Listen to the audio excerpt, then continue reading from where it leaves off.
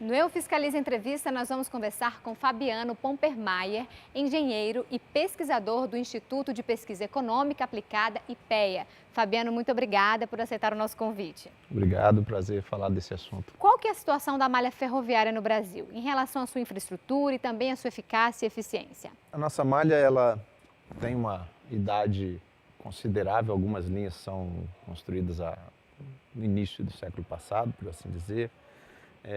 Mas a gente tem também algumas linhas bem modernas, principalmente com alta capacidade, sendo referência em termos de eficiência para o mundo, tá?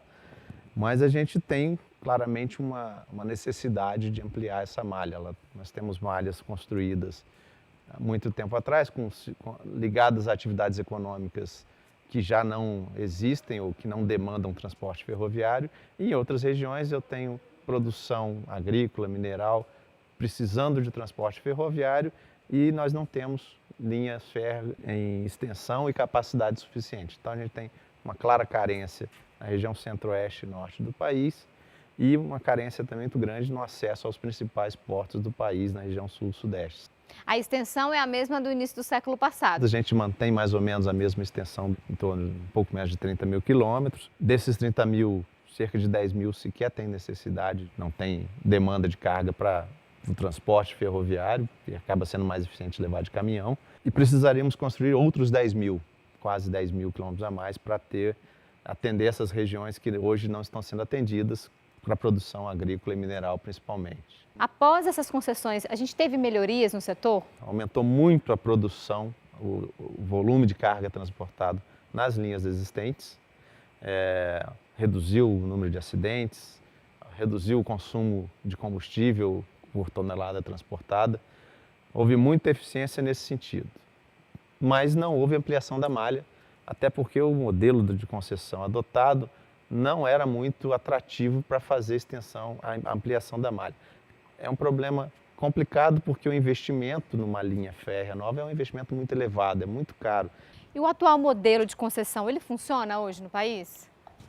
Ele funciona dentro do que ele foi pensado para se fazer, que era aumentar a produção de carga transportada, permitiu o investimento nas malhas existentes, elas estão transportando praticamente no limite de capacidade, onde se tem demanda, mas há algumas críticas de que você tem alguma limitação de acesso a novos usuários e também de interconexão entre as malhas. Alguma mudança no modelo regulatório poderia ser feita? Sim, claramente poderia ter algumas coisas para aumentar a concorrência na prestação de serviço de transporte.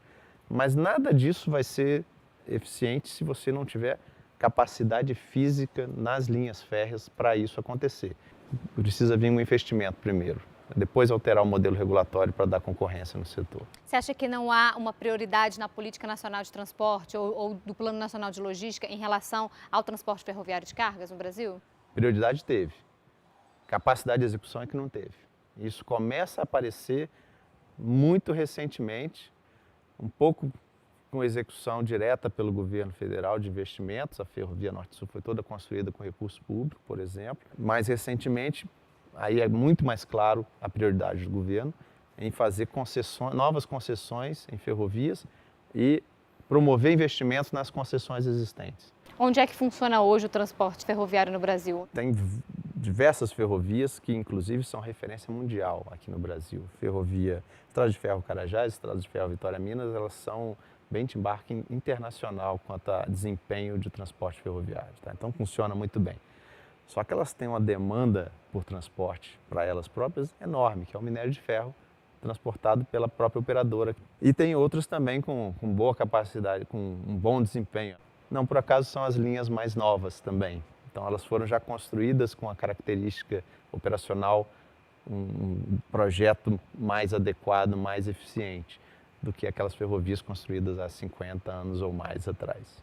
E por que o Brasil deveria investir nesse transporte de cargas? Porque é um meio de transporte muito mais eficiente do que a situação que a gente tem hoje para o transporte de carga agrícola, principalmente. Tá? O transporte de soja e milho, por exemplo, pelo meio ferroviário, ele é no mínimo 30% mais barato do que via caminhões em rodovias. Você vai aumentar tanto a lucratividade dessas atividades que os empresários vão produzir mais, vão investir mais, você vai gerar mais empregos.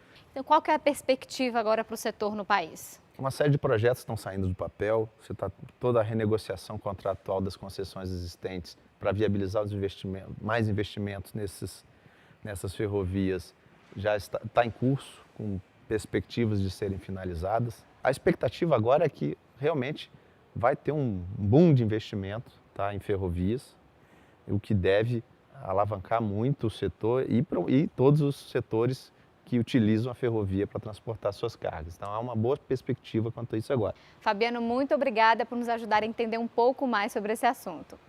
Obrigado, o prazer é meu.